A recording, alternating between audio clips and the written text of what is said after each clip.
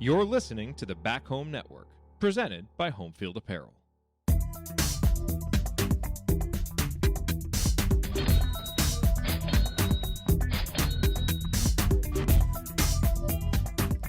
All right, folks, welcome back to CrimsonCASH. Scott here with you with another episode of CrimsonCASH. Before we get going on that, want us to give a shout out to, well, of course, you know, Homefield Apparel, proud sponsor of CrimsonCASH and the entire home network. Just some always great stuff on Homefield.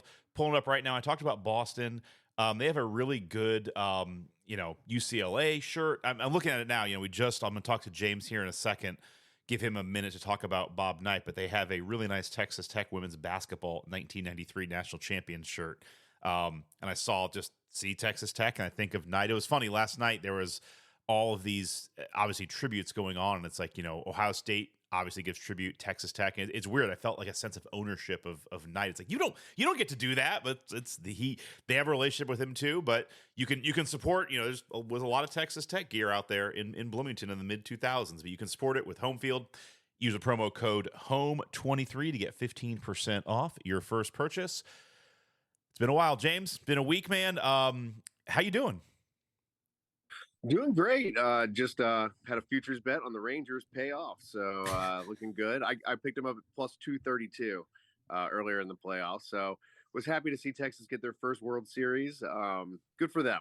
Yeah. Good for them. I used to love baseball, and I watched none of the playoffs this year. It was a fantastic playoffs. Fantastic. So you went to IU, you live in the state of Indiana. I want to give you a chance to kind of, as we run through our CrimsonCASH crew here, do you have any Bob Knight thoughts, stories, or things you want to share? Well, I was going to school down there when he was let go. Yep. And I actually ended up outside Assembly Hall with a bullhorn in my hand at one point that I'd grabbed from some other troublemaker. And I ended up getting quoted in the newspaper. I was honked off, obviously, and it was really wild. I remember Galen was reporting mobs of students just going around campus. A couple had stolen a fish from Shoalwater Fountain. Yep.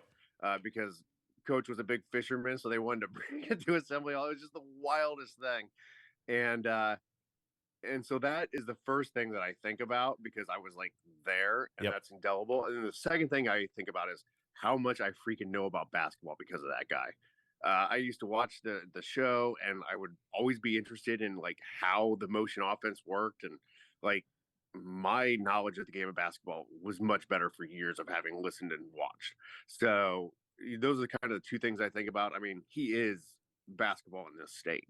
You think the great icons of Indiana basketball, it's him and Sleek Leonard are probably 1 and 1A, right? I mean, that's it. So, we've lost both of them in the last few years. So, who's going to take that mantle? Who's going to be the next one? Mike Woodson may not be around forever, but he's got a chance to do something special. And I think it's great that they're going to honor him this year with patches on the uniforms, which I think is absolutely appropriate. Agreed. I talked to him once ever, and I was afraid to say anything. I said, "Hey, coach, hope you guys do great this year," or something stupid like that. And he just gave a little hand gesture and walked his giant frame away. I'm a big guy, and I don't feel small around many people. I felt small seeing him in person. He was a huge dude. So just some random thoughts there. Yeah, no, and I mentioned that last night on the pod. Obviously Galen and I took his class together. I was in a couple press conferences with him, and then just living in Bloomington, he bumped into him a couple times here or there around town, and it's imposing. He was imposing. He had a presence, and he commanded attention when you met him and talked to him. The one story I didn't share last night that one of my best friends, Tom, who I grew up with in Bloomington, he and I went to one of those Indiana Classics. It was in Assembly Hall, one of those little 2-game tournaments where you play 2 teams in 2 days. And the crowd was that's the funny thing. People look back on those, this is early this is probably like 92, 93. Like people look back, it's like, oh, you know, like students always like students didn't show up then. Like the place was half full. Like Assembly Hall wasn't always full all the time. So my buddy and I, we snuck down to the main level, the court level, and we're like 3 rows behind the IU bench, and Knight just starts ripping Alan Henderson. Like, you think that shit's gonna work in the Big Ten? Like, it's not gonna work. You can't do it against, like, you know, Eastern Carolina. How are you gonna do it against Minnesota? My buddy Tom was like, yeah, Alan, how are you gonna do it? And Knight just like pops up, looks at us, and it's like terrifying because we're like I was like a freshman or an 8th grade, and we were just like punks just screwing around. And it's like, but he looked at you, you're like, oh my God. Because like, it's just like, you know, he's yelled at the crowd. Like, this is like the Rudy sign he took out of the crowd. Like, I mean, with him, it's like he could stop the game and just yell at me and make me run. Like, I don't know he just then like went back to Allen and walked off. But it's just like that moment of like, oh, I pissed off Knight. Like, oh God, I messed this up. Yeah. It's weird, James. It's affecting. I'm thinking about it more. Like last night, I was reading everything. I was watching stuff. I was kind of flipping through Twitter. You know, today I've been thinking about it, like talking to some other people. It's affecting me more than I was expecting. Someone who, you know, I had a peripheral relation. It's not like I knew Bobby. I wasn't calling him here and there. I didn't know Coach Knight, but it's like, just didn't realize how much of an imprint he had on me and just how much he's connected with my youth growing up. It's almost like losing kind of like an uncle you don't see that often. Yeah, it does have that feeling. I get what you're saying. You know, when these celebrity deaths happen, you know, you're maybe a musician or something, you know, you can go and you can listen to their music or whatever, Mm-hmm. and you're like, oh, okay, you know. With this, it's been weird. I've been watching BTN all day. Same. They've been replaying old games and clips and interviews, and Same. It's just, you know, it's just been interesting. It's affected me more than most of the celebrity deaths that I can think of. 100% same. And a lot of the stories you've heard before, the one that I either had, I mean, I'm old, I may have heard it and forgot it, but I heard again that just cracked me up was, you know, before the 1984 draft. There's a great story about Knight coaching Michael Jordan and like the setting the screens, and just go search that on YouTube. You'll find it's one of the top videos on there. But there's a story where after the Olympics, Jordan called the Trailblazers and was like, you know, I know Houston's gonna draft Olajuwon, like, but you have to draft Michael Jordan. Like, he is the best player I've ever seen. And I guess the Blazers were like, came back and like, yeah, but we really need a center. Like, we have Clyde, we really need a center. And Knight was like, okay, draft Michael Jordan and play him at center. Like, problem solved. He's like, draft Michael Jordan. Like, play him at guard, play him at forward, play him at center. Like, draft him and play him. And they didn't. So I thought I love that line of like, yeah, great, draft him and then play him at center. I saw something similar to that where he called Art Modell and told him to hire Bill Belichick as his head coach. Yeah. So I guess that didn't work out so well, but nobody works out very well in Cleveland. Yeah. Well, also, Izzo was on Big Ten Network and had a great story. Like the year that Michigan State won the title, he was saying that after they beat Indiana in Assembly Hall, Knight called him into the office, and so that's 2001 or 2000 they won, or 2001. Anyway, so it must have been Knight's last year. And he called him in, and Izzo said that he like sat him down and was like, "You have a team that can win the title." And then gave him like 4 things, like, you need to watch out for these 3 or 4 things that'll happen between now and the Final Four. And Izzo was like, goddamn, if all those things like happened, and it was a good thing he mentioned. I don't know. Yeah, I'm like you. I've been watching BTN all day. I wish BTN would have like renamed stuff, because like I have YouTube TV and I had to record like random volleyball games and like do a season recording of Big Ten, like all this stuff I don't want to like, because like I just couldn't record the stuff because they didn't rename it. It was like all in my view. It was like they hadn't redone it yet. And part of me is like, could you guys have just waited? Like, why not just do this on Sunday? Like after, you know, the day before, after football, like why do you have to do it like at, you know, 2 a.m. the night he dies? Like, give him a true send off. Yeah. Anyway. All right. I got one more. Oh, yeah. Nobody has told you. So I had a buddy who worked at Marsh down in Bloomington, And apparently the coaching staff would go like into some back room and just get deli food brought into them. Like, they have like the hot food at the deli, fried chicken and whatnot. And so one of his jobs was bringing the deli food to the coaching staff. And his grandma had told him to say something to Coach Knight about AJ Guyton need to play better defense or something like that. And so he did it, thinking, well, this will be funny, And Bob Knight looked at him and he goes, and he said something. I don't want to screw this up, but he said, "Will you tell your grandma she's got a good eye? Because I've been trying to do that the last 3 fucking years."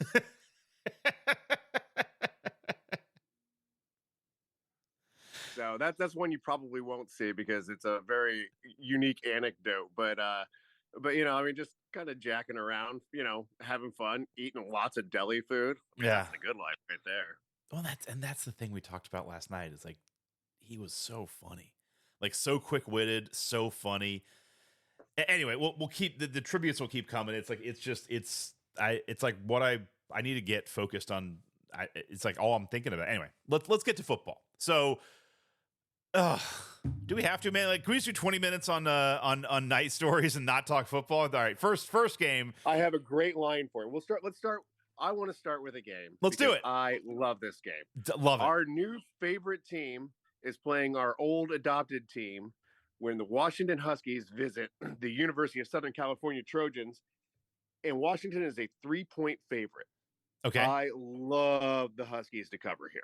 Okay. I love them to cover here. The over-under on this game is 76.5. Would you take the over? I would definitely take the over. That's a wild number, but you'd still take the over, right? I probably would, but I'm going to stay away from that for now. Hell no, I might be drunk by the time kickoff rolls around on that and toss a few bucks on it. But I love Washington to cover this 3 points here. Okay. So you get to root for Penix, you get to root for points, and I think you're going to end up pretty happy because Southern Cal is trash. I don't know, they're trash. Their defense is pretty bad. I think their defense is trash. Speaking of trash, let's start in the Big Ten. I mean, a couple of trash home teams. We'll start here. We have Michigan State. Nebraska, the Cornhuskers at Michigan State. Michigan State is a 3-point underdog at home. What a bad sign for Nebraska if you're only a 3-point favorite at Michigan State, a team that's like having a complete dumpster fire of a season. Like all you can get is 3 points. But that's what it is, and it's gone up. It opened at 1.5. They are now 3-point favorites, so they're getting a little bit more respect. But where do you like this one, James? You're right. This is a sad day for Nebraska, right? I mean, and they just handled Purdue at home. Yeah. I mean, they handled the Boilers. So I'm going to take the Huskers to cover here. I don't like it more than a field goal, but I'll take them to cover here. Probably get a push. Other trash. Well, let's go to. This Big Ten slate is dreadful this week. I know. So Ohio State at Rutgers. Wow, I think Ohio State is a 18.5 point favorite. The over under is 42.5, so they got to do half of it on their own. What do you think? What do you think here? Ohio State covers 18.5 at Rutgers. When I first looked at this, I immediately thought, well, okay, Rutgers has had a week off to prepare for Ohio State because they had a bye last week. This is a huge home game for them. And Ohio State should be able to handily get through Rutgers, right? But then I thought to myself, how the fuck is Rutgers going to move the ball on Ohio State? Fair point. They're not going to average 4.5 yards a carry against that defense. I can tell you that, which means they're going to be forced to throw the football. And they're not very good at that either. So I'm not sure Rutgers is going to be able to score many points. I think they will try and take the air out of the football. But if you're going 3 and outs, you're not going to be able to do that successfully. So give me the Buckeyes to cover. All right. Still on the trash train, we have Wisconsin at IU. I mean, thing is, IU's played Wisconsin really well. No, they don't. They always get throttled by Wisconsin every single year. Wisconsin comes in as a 9.5 point favorite. Is this, 2 weeks ago, obviously the line is reflective of what we're seeing. 2 weeks ago, it's like that would have been like I wouldn't even ask you. I said, all right, you're taking Wisconsin the points. They showed some life last week against Penn State. Do you think that's enough to make you feel like IU could stay within 9.5 of Wisconsin? Do you like IU money line? What are you thinking here, man? Do you think Penn State knew there was a football game last Saturday? Because I'm not quite sure they knew there was a football game last Saturday. And if it wasn't for two boneheaded defensive mistakes on their part, fair. That's a completely different game, right? Yes. I mean, guys don't get that wide open and should never get that wide open. And they did it twice. So I think this is a gift from the betting gods here, getting 9.5 on this. So give me the Badgers to cover. I think they cover this handily. I know it's a tough question because it kind of depends on how things are going, but Wisconsin gets up 7-0. The question I'm trying to ask you is like, how high of a live line do you continue? Like, do you go in on this where if like Wisconsin scores and the live line goes to 13, do you bet into that? Like, do you take it up to 20? Like, at what point are you done live betting this game? I usually go by the eye test. Okay. So it's a lot of gut feel for me. Now I know where the pre-kick lines are usually. If I'm going to be live betting a game, I always look at what the pre-kick lines were, and just see where there's maybe some value to be had. So that's the first thing I do, but a lot of it's just eye test. So I mean, if Wisconsin gets out and they have a 8-play 75-yard drive where 5 runs, 3 pass, and everything is looking juicy and the line goes to 13, yeah, I'll probably jump on that 13. Because quite frankly, I think that's where this line should have been, 13.5, somewhere around there. So I think you're actually getting some points already on Wisconsin. S&P projections have this Wisconsin like 25 or something, or 22. It's like, I think it's over 3 touchdowns for sure. So this seems like an odd one to me. It does. It's just a question of, is Wisconsin going to have offensive problems also? But 9.5 seems a little bit too respectful for Indiana. All right, we'll move on. James, I'm so sorry you can't bet an over-under with me here with you. We have Iowa at Northwestern. Iowa is a 5-point favorite going into Evanston. The over-under is 30.5. That's by the way, there's a line this week coming up. Michigan's line, they have more points to cover than this entire over-under is. It's just a wildly low over-under. So yeah, 30.5 over-under. We can talk about it. You just can't bet it. And Northwestern is a 5-point underdog at home. It is the lowest total in the history of college football. Is this it? Yep, this is it. And Iowa once again setting another record, because the previous ones were also Iowa games. They should put that up in Kinnick. It's the second time this year they've had the lowest total in a football game. So here we go. I like the Wildcats to cover. I like the Wildcats on the money line. Oh, nice. I like it. I'm getting nuts on this game. I think. Hold on, we'll do a. There you go. This Northwestern team is scrappy. They just beat Maryland. Yeah. I mean, do you like them to do enough to get the over? I mean, 30.5 is so low. I mean, I know. I mean, I'm not saying you should go and rush and bet Northwestern money line, but getting 5 points when the total is 30.5 is significant. Yeah. So getting those points is nice, but I think Northwestern might just outright win this. Right. I think the total goes over, but I don't say that with any confidence, and I will not be betting it. I might just throw a couple bucks on just for fun, but yeah, that's a ridiculous line. New OC for the Hawkeyes. Yes. Yeah, not related. All right, Illinois at Minnesota. Minnesota is a 2-point favorite at home against the Illini. A few weeks ago, I would have taken the Illini here, but I think Minnesota's figured a few things out offensively. Of course, playing Michigan State does that for you. So give me the Gophers to cover a small line here at home. Penn State, who, as you said, like 2 plays changed that entire game, but you still had an interception, and you had Indiana, had they decided to run any kind of aggressive offense, could have really made Penn State in a tough spot. Like they got out of there with a really close win. Like they lose that game to Indiana, and it's bad times. But they won. They're 7-1 at Maryland. Maryland is a 8.5-point underdog at home.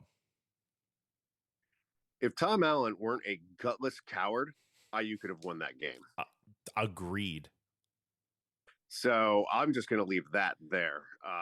Penn State did get lucky. They got real lucky, and I think they're going to take it out on Maryland.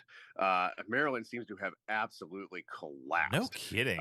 No kidding. They got when they got crushed at Ohio State, and then losing to Northwestern. I mean, this is not a great Maryland team.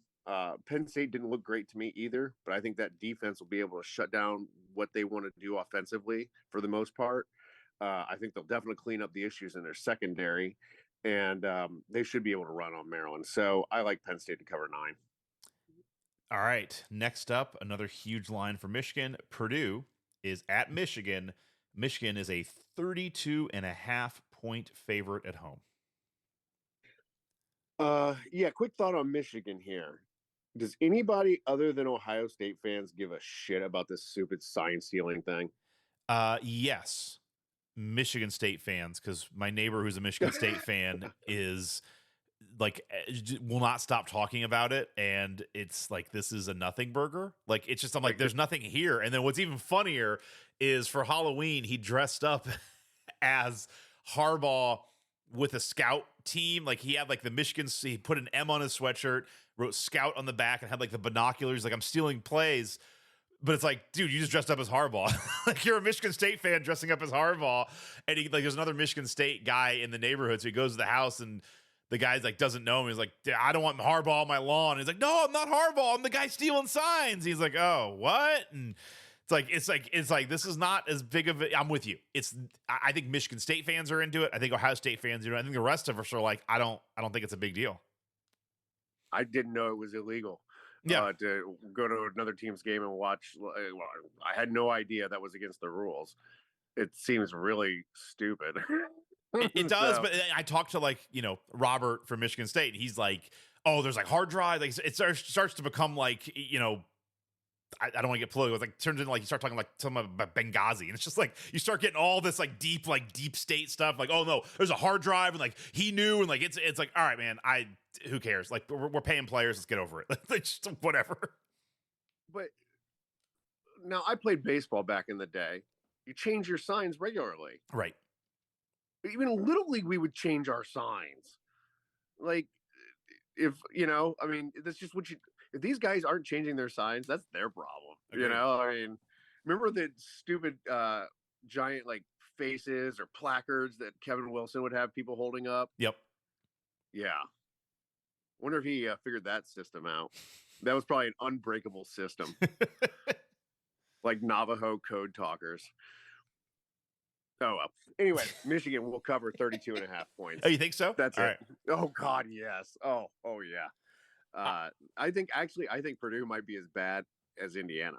I give you this one exemption. I will let you bet the Iowa over if you also bet Michigan to cover. Like it's funny to have a team cover in Big Ten play, have a team cover a 32-point spread, and have two teams then go under a 30-point. Like, I don't know how you want to play it, but it's funny to have like two teams go under 30 and one just go over 32 on their own. I think it's going to happen. All right, to the Pac-12. Well, we have you already got our Washington USC game. That's it. Those are our two teams. Yeah, we don't have anybody else. We got Beavers and Buffs. Oh, we pick up Oregon. No, Oregon State, Oregon State, Colorado. That's right, Dia. No, I forgot because they've sucked for a while. All right, so Oregon State is at Colorado. Colorado is now a 13.5-point underdog at home. Man, the shine is off the Dion Rose. As I'm known for saying, I love the Beavers. Give me Oregon State to roll here. They're going to run all over Colorado. Okay. All right, so Beavers by 13.5. I'm not going to say more of that. Give us your what's your parlay of the weekend? All right, so teaser of the parlay of the weekend. We've got Wisconsin, which will make them 3.5-point favorites. We've got Northwestern, which you'll be getting 11 points now. And we've got Washington, who will be getting 3 points at Southern Cal. Okay, sounds good. Looking forward to it. We're getting to the home stretch, man. We're getting close to the end here. We got like three more weeks. Yeah, I'm starting to think we should do maybe a basketball preview podcast or something like that. Maybe when some lines start coming out for college basketball. I like that. Let's do it. Yeah. Look at some futures and things like that. Do a CrimsonCASH special. Let's do that. I'll start looking at some futures and we'll do that. I like that. Awesome. All right, man. James, as always, a pleasure. And everyone else, thank you for listening. And for all of you out there, this is Scott for CrimsonCASH signing off. Postcard